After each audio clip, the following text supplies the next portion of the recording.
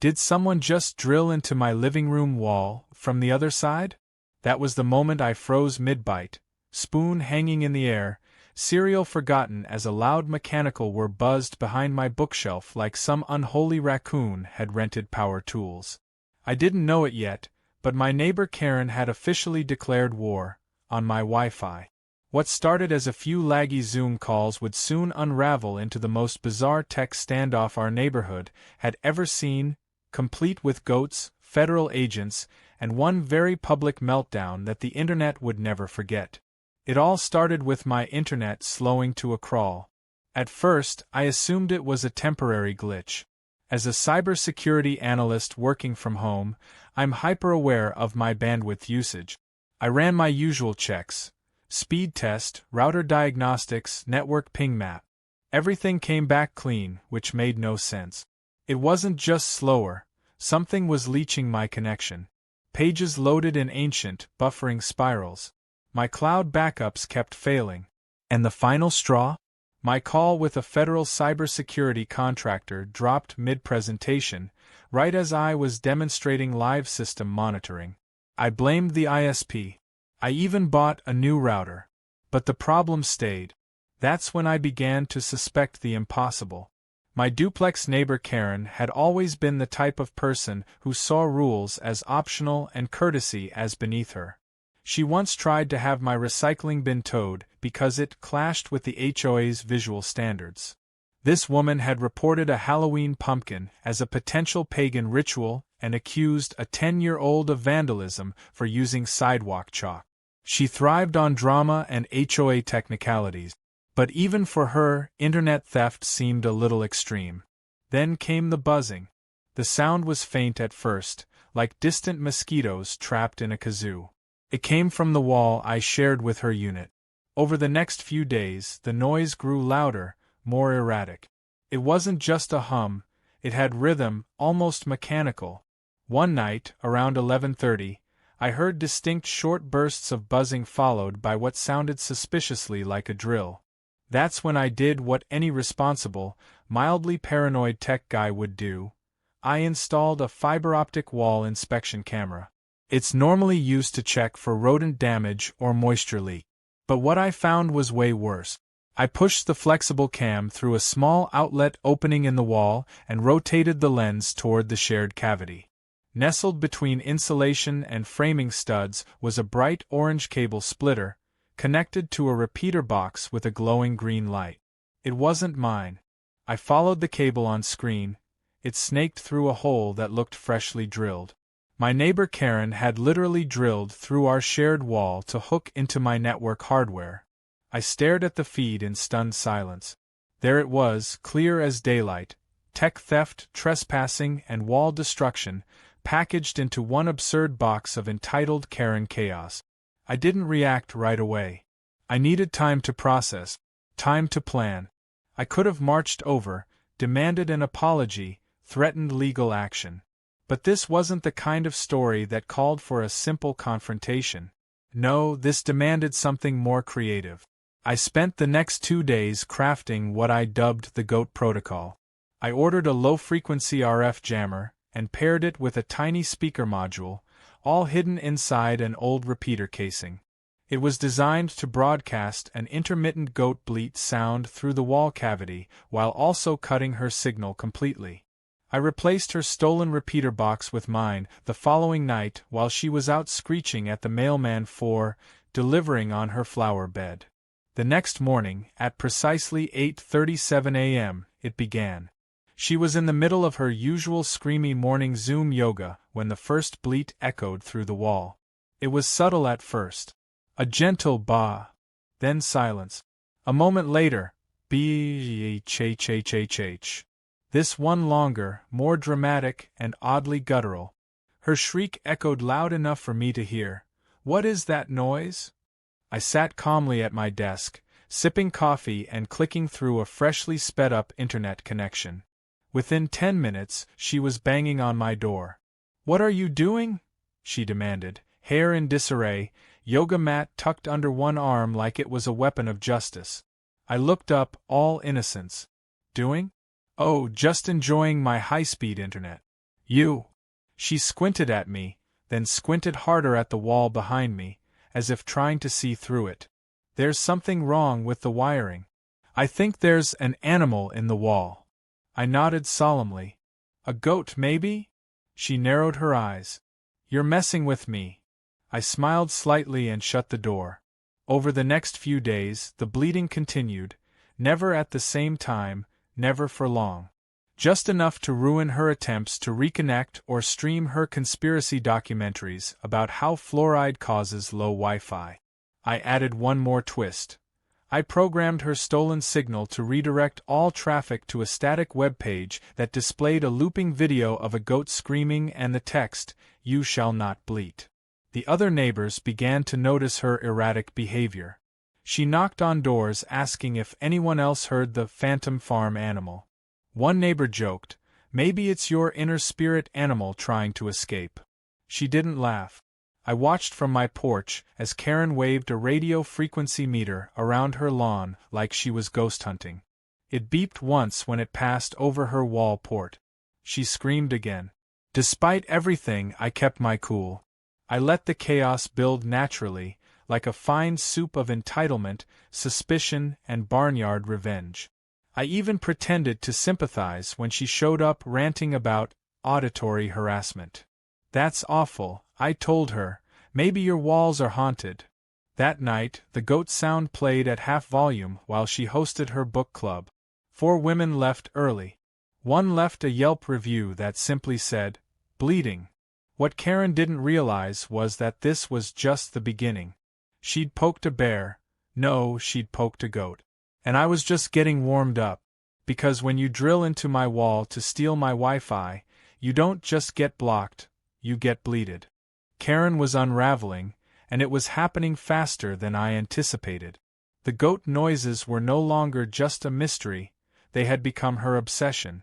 I saw her pacing her driveway with her phone held high like a divining rod, spinning in circles, clearly trying to capture some trace of where the bleats were coming from. At one point, she stood directly in front of our shared wall, placed both hands flat against it, and whispered something to it. I couldn't hear exactly what she said, but the look in her eyes screamed one thing loud and clear. She thought the house itself was taunting her. The real beauty of my setup wasn't just the prank. It was the precision. The jammer only activated when her specific devices attempted to connect. Her smart TV, her laptop, her tablet. Every time she so much as tried to pull a signal, it would block her, replace her connection with a goat scream, and display my beautifully designed redirect page. To anyone else, the internet worked just fine. But for Karen, the universe had become one endless chorus of judgmental livestock. It was poetic. It didn't take long for her to escalate things, of course. Karen wasn't the type to suffer in silence. She was a screamer, a complainer, a serial form filler. The next morning, I received a notice taped to my door, an official letter from the HOA accusing me of auditory disruption, unauthorized frequency emissions, and community-wide network pollution. I read it twice just to appreciate how ridiculous it sounded. Apparently, Karen claimed I was operating illegal farm equipment indoors and harboring disruptive animals for malicious purposes. The letter included a veiled threat of a fine and an HOA hearing if I didn't cease goat-based disturbances. Instead of replying with an angry rebuttal, I took a more tactical approach. I prepared a small care package for the HOA board, 3 neatly labeled USB drives, a diagram of the repeater Karen had installed in my wall, and a video montage of the drilling process, complete with timestamps and infrared captures from my hidden camera. I slid it all into a padded envelope and walked it right down to the HOA president's mailbox myself. The package was signed, sealed, and devastating. I didn't hear back for 2 days, but when I did, the HOA letter mysteriously vanished from my door without another word. Karen, of course, had no idea I had preemptively nuked her plan. She stormed into the neighborhood meeting that week with a stack of printouts and a hand-drawn diagram of Max's alleged goat noise operation. I wasn't there, But a friend of mine who was on the HOA's landscaping committee texted me live updates from the meeting. One photo she sent showed Karen standing in front of a whiteboard that read, "The Bleating" in big red letters. Another showed half the board members staring at her like she'd completely lost her grip on reality. After the meeting, Karen tried a new tactic. She called in what I can only describe as a Craigslist technician, a tall, nervous-looking guy with a too-tight hoodie and a backpack full of mismatched tools. I watched from my window as they went around her house with some sort of homemade EMF detector made from what looked like a colander and copper wire. He climbed onto her roof, pointed a plastic wand at the sky, and then started poking her attic vents with a screwdriver. The entire operation screamed unlicensed madness. Unsurprisingly, it didn't end well. According to the neighbor across the street, Karen's technician ran out of her house screaming about RF feedback loops and interdimensional frequency shifts. She offered to pay him double if he could stop the goat noises. He refused and left without saying another word, muttering something about cursed routers and karmic interference.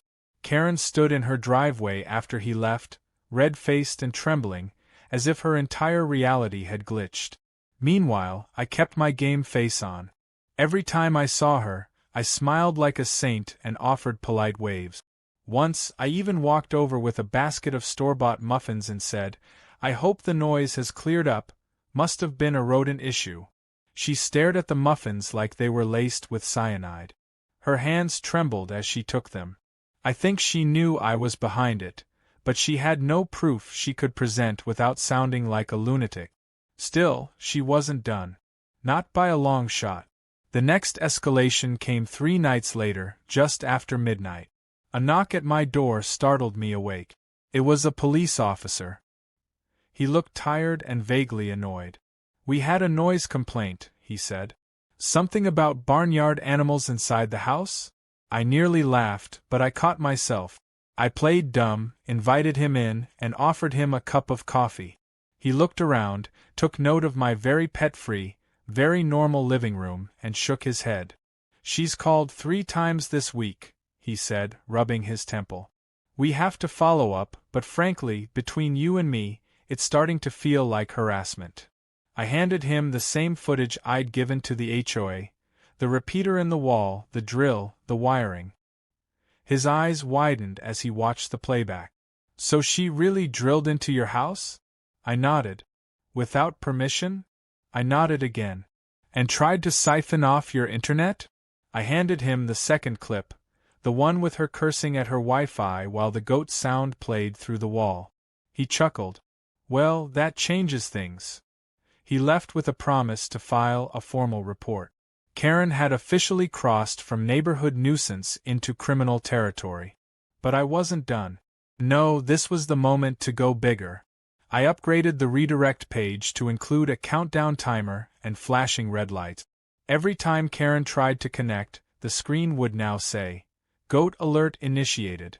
Are rebooting barn mode in 5, 4, 3. Just to add flair, I added distorted goat laughter and a deep, echoing voice that said, "You have been bleated." The next morning, Karen didn't leave her house. In fact, she didn't open her curtains. I think she thought the entire digital world had turned against her. I later learned she'd called her cousin in Arizona to ask about router exorcisms. Meanwhile, I had breakfast on my porch, streaming a 4K documentary on mountain goats, full volume. I waved at her window. She didn't wave back. This wasn't just about revenge anymore.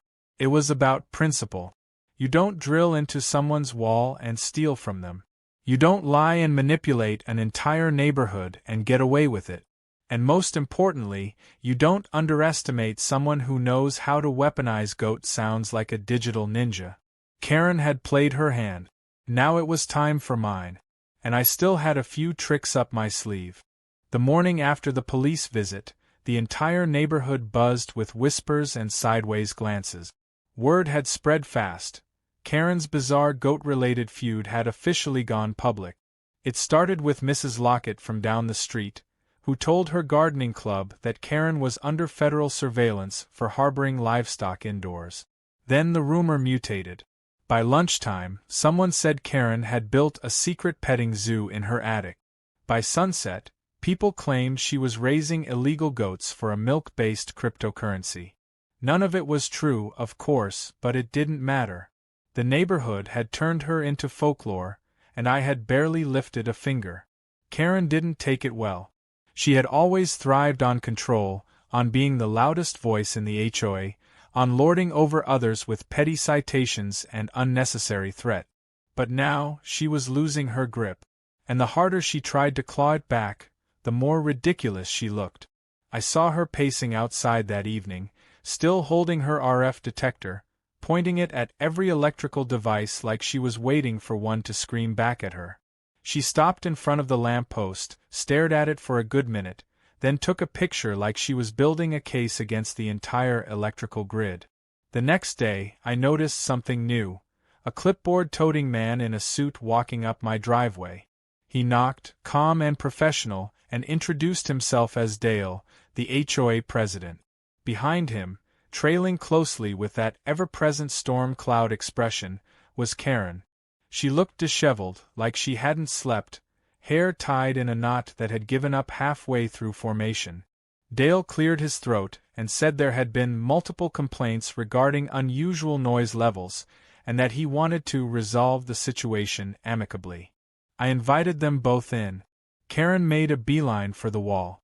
She didn't even wait for Dale to finish his pleasantries.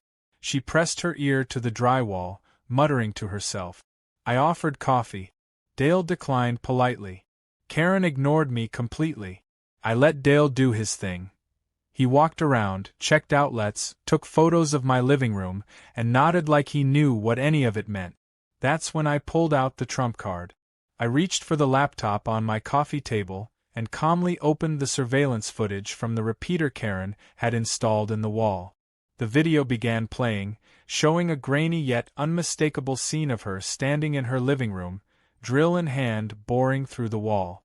Dale blinked. Karen froze. The video continued.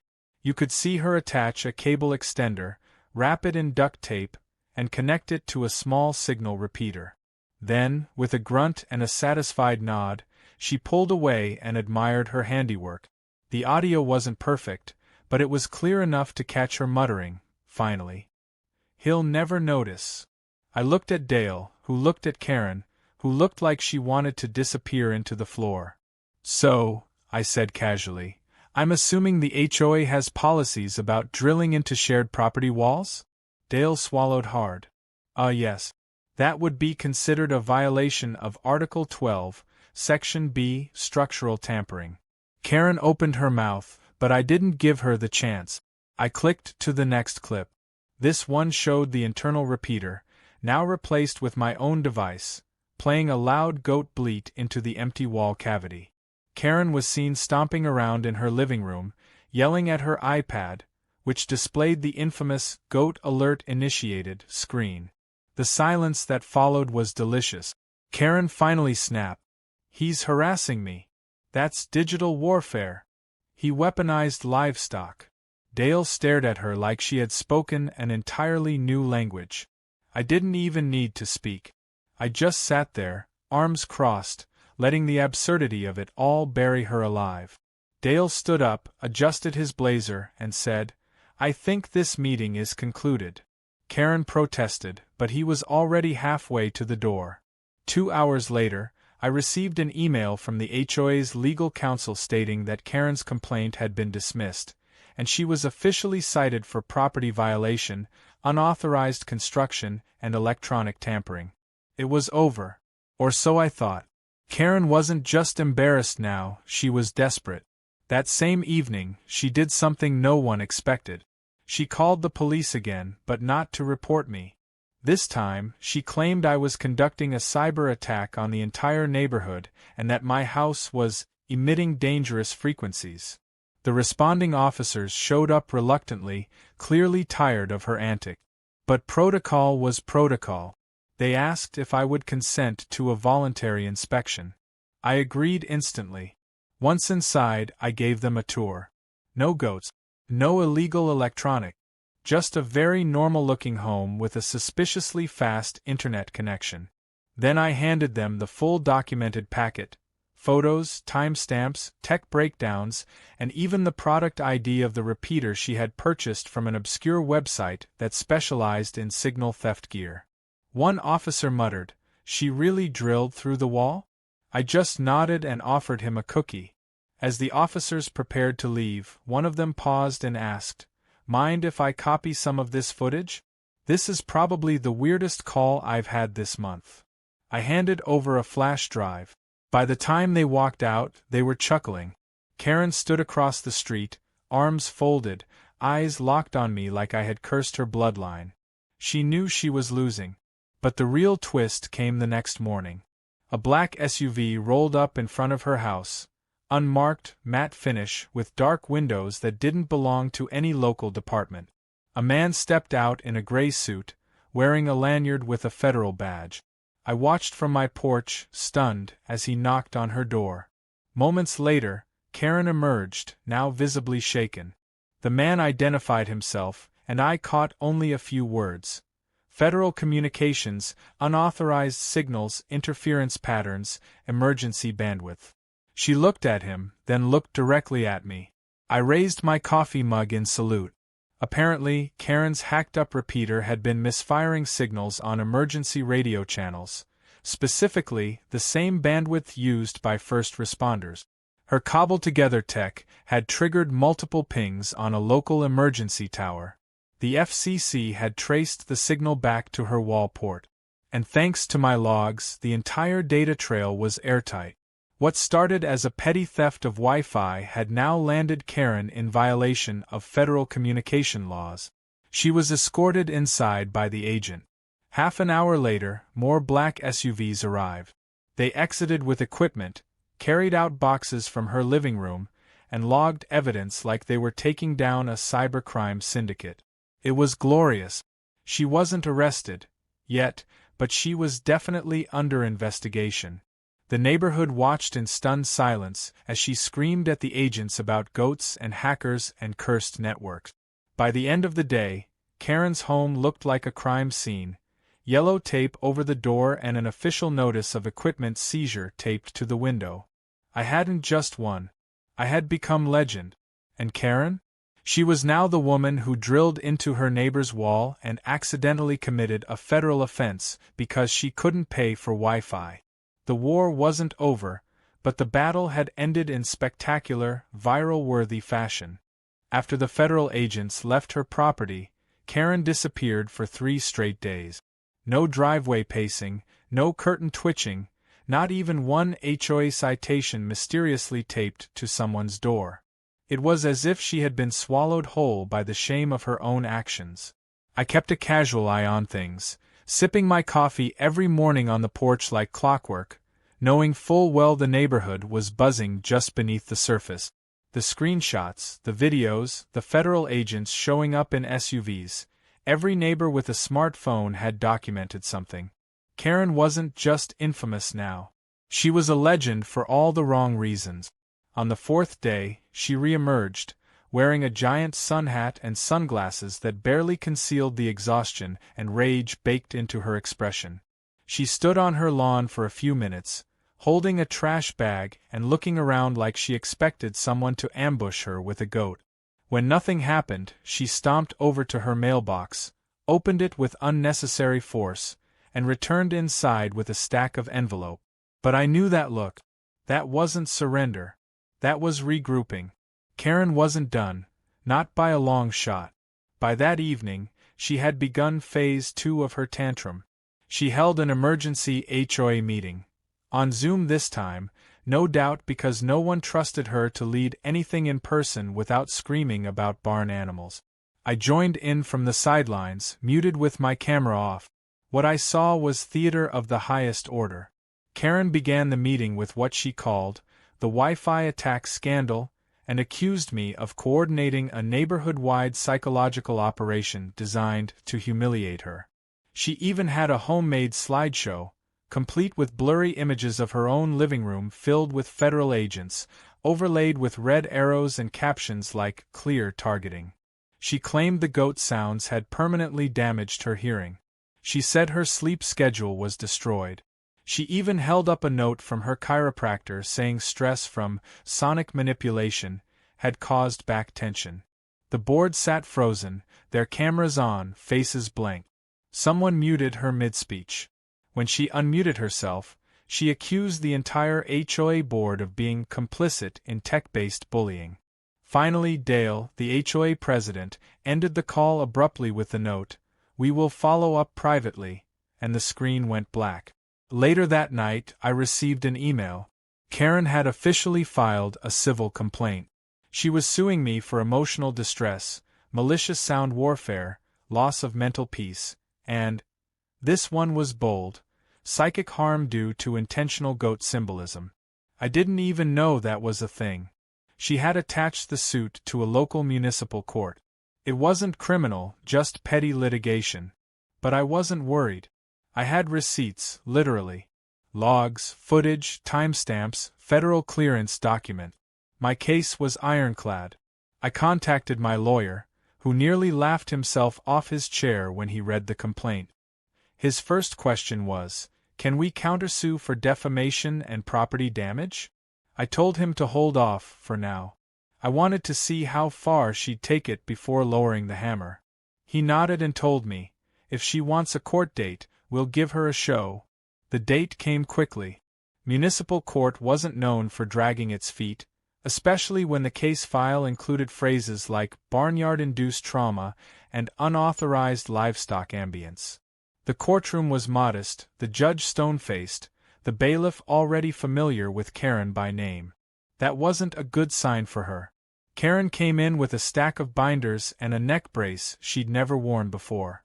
I showed up in a button-up shirt and jeans, holding nothing but a small manila folder. Karen opened the proceedings with a 30-minute rant. She described the bleats as weaponized auditory terrorism. She cried about how the community had turned against her. She claimed that my network redirect screen had caused her iPad to crash, and that the flashing goat video had hypnotized her into spilling hot coffee on her lap. The judge listened quietly, occasionally glancing at the clock. When she was finally done, he turned to me and asked if I had anything to say. I simply handed over the folder. Inside was everything. The photo of the drill sticking out of my wall, the internal camera footage of her installing the repeater, the redirected URL logs, the timestamp signal jamming records, and, most importantly, the FCC incident report confirming that her illegal device had disrupted emergency frequencies. The judge took his time reviewing it. Then he looked up slowly and said, "Ms. Karen, do you understand that you installed unauthorized equipment in another person's property and illegally accessed their internet?" She stood there blinking. "But," he made goat noises. The judge tapped the FCC report with his pen. "And you broke federal communication laws in the process. I'm not even sure why this was filed in civil court." He sighed and added, "This case is dismissed. With prejudice. You're lucky federal charges weren't filed." Karen began to protest, but the bailiff gently stepped forward. She looked around at the courtroom like it had betrayed her. As she left, she hissed under her breath, "This isn't over." I believed her, but at this point I was ready. Back home, the neighborhood greeted me like I had just returned from war. There were muffins left on my porch. One neighbor dropped off a thank you card with a sketch of a goat holding a Wi-Fi antenna. Someone taped a note to my door that said, "Bleat the system." It was absurd, hilarious, and a little bit heartwarming. The neighborhood had taken my side, not just because of the goat noises, but because I had done what everyone wanted to do. I stood up to Karen and made her look ridiculous without breaking a single law. The next day, something truly unexpected happened. A white envelope arrived in my mailbox, sealed with a gold sticker. It was from a local tech innovation nonprofit called Urban Hackers United. They'd seen the courtroom videos and apparently found my goat jammer setup both hilarious and technically brilliant. Inside was an invitation to speak at their annual tech prank showcase. The note read, "You've achieved what we call the perfect troll. Clever, clean, legal, and legendary. Please come tell us how you did it. I laughed out loud. I was being invited to present at a symposium because I bleated an HOA Karen into submission. As I looked out at the street, I spotted Karen watching from behind her blinds. For a brief second, we made eye contact. I gave her a small, courteous wave. She quickly shut the curtains. But deep down, I knew she wasn't done. People like Karen don't just fade quietly. They plot. They wait. They obsess. That was fine. Because I had something she didn't. I had time, community support, and a GOAT soundboard that could be reactivated with a single keystroke. If she made one wrong move, the bleats would rise again. The silence didn't last. Just when I thought the war had truly ended and Karen had resigned herself to a life of quiet humiliation, she surprised us all with one final act of desperation. It started with a flyer posted across every mailbox in the neighborhood. Titled Restoring Order, it was a full-page manifesto riddled with underlined words and half-baked legal references. Karen declared that our community standards had been violated by digital extremism and proposed a new set of guidelines she wanted the HOA to adopt. These included things like banning hidden electromagnetic devices, requiring permits for sound emissions, and, most incredibly, prohibiting the thematic use of farm animals as harassment tools. It was equal parts ridiculous and terrifying. The neighborhood exploded with laughter. Screenshots of the flyer made their way to local Facebook groups, and then Reddit, where a thread titled HOA Karen vs. the Wi-Fi Goat Guy went viral within hours. People began referring to my house as the barn. Someone updated our neighborhood's Google Maps entry with a new nickname, Goat Signal Headquarters. I'd never wanted fame, but somehow I had become a folk hero. And Karen? She'd become a meme. One picture showed her yelling through a chain-link fence, captioned, "Let me in. I can hear the bleeding." Another showed her holding her Wi-Fi router above her head like a sacrifice to the goat god. If it weren't for the real-world stress she caused, it might have been funny. Actually, it was still funny. But Karen was no longer trying to play by HOA rules. That same week, she filed yet another lawsuit, this time not in municipal court but in small claims court. She downgraded her charges to avoid dismissal. She accused me of unjust psychological conditioning, digital ambience manipulation, and, new to her list, humiliation by livestock mimicry. It was laughable, but I still took it seriously. People like Karen didn't need evidence, they needed attention. And a court appearance was just another stage. When the date came, I brought my lawyer again, this time with a hardbound presentation called The Karen Incident, a technical and legal analysis. Karen walked in carrying a cardboard box full of what looked like magazine clippings, screenshots of goat memes, and audio recordings of random bleeding sound. The judge, visibly unimpressed before she even spoke, asked her to keep her presentation under 10 minutes. She used all of it ranting about how her personal space had been infiltrated by sonic terrorism, and how the goat sounds had followed her into her dreams. At one point, she even suggested I had planted subliminal messages in the bleeding. The judge leaned forward and asked a simple question. Did you or did you not install a device through your neighbor's wall without consent? Karen paused. Then, in a twist no one expected, she tried to deny it. Said the footage was fake. Said I had altered it. But her credibility had already vanished with the first lawsuit. My lawyer played the unedited video, complete with timestamps, date codes, and the original footage metadata. The judge ended it quickly. Case dismissed. Again. But then, something happened that even I hadn't anticipated. Outside the courtroom, while we were all waiting for our rides, a woman approached me. She was sharply dressed, mid-30s, with a badge clipped to her bag that read Viral Justice Legal Media. She introduced herself as a field producer for an online legal content series, basically a YouTube channel that broke down real civil disputes and turned them into entertaining video segments. She asked if I'd be willing to do a feature called Goatgate. I laughed, thought about it, and said yes. A week later, I sat down for a filmed interview where I explained everything: how I discovered the wall drilling, built the jammer, programmed the goat sounds, and handled Karen's endless spiral of nonsense with tech and humor instead of rage. That video blew up. Within 2 days it had over 3 million views. People commented things like, "This is modern art," "Never mess with a tech guy," and that Karen got bleated into oblivion. I received emails from other neighborhoods asking for advice on handling difficult HOA members.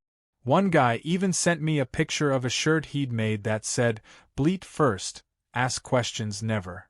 Karen saw the video. I know because she sent me a cease and desist letter written in Comic Sans font threatening to sue for intellectual property damage. I forwarded it to my lawyer, who framed it and sent it back to her via registered mail with a goat sticker on the envelope. She never responded. And just like that, she vanished. No more court threats. No more flyers. No more drill sounds through the wall. For the first time in months, I had peace. The goat jammer sat unplugged, the wall was patched and painted, and my Wi-Fi soared without a trace of interference. I started sleeping better. I stopped checking over my shoulder when I walked outside. It was as if she'd evaporated, leaving behind only a trail of memes and a very confused HOA. But the final twist came 3 weeks later when a moving truck pulled into her driveway. Karen was leaving. No warning. No farewell tantrum. Just a silent, early morning departure with a red-eyed glare aimed at my house as she loaded her last box. Rumor had it she'd been hit with fines by the FCC and couldn't afford both her legal bills and her mortgage. The house was foreclosed. A small group of neighbors gathered across the street, watching from behind their coffee cups as Karen disappeared for good. Someone started clapping. The rest joined in. I didn't. I just nodded to myself and walked back inside. The day after she left, a package arrived on my porch. No return address. Inside was a small, plush goat wearing sunglasses, with a tiny speaker that made a bleating sound when pressed. Taped to it was a sticky note that said, "For services rendered. Long may you bleat." I put it on my bookshelf, next to the framed screenshot of the redirect page that said, "Goat alert initiated." It wasn't just a prank anymore. It had become a story. A saga of overreach, ridiculous revenge, and the power of staying just inside the lines while your enemy trips over every single one. The neighborhood still brings it up now and then, especially when new residents ask about the goat house. I tell them it's a long story. One they'll probably hear eventually. And the best part? I still have the jammer. Still works. Still programmed. I don't plan to use it again. But it's there. Just in case the next Karen shows up with a drill and bad intentions. Let's just say the wall has ears. And sometimes it bleats.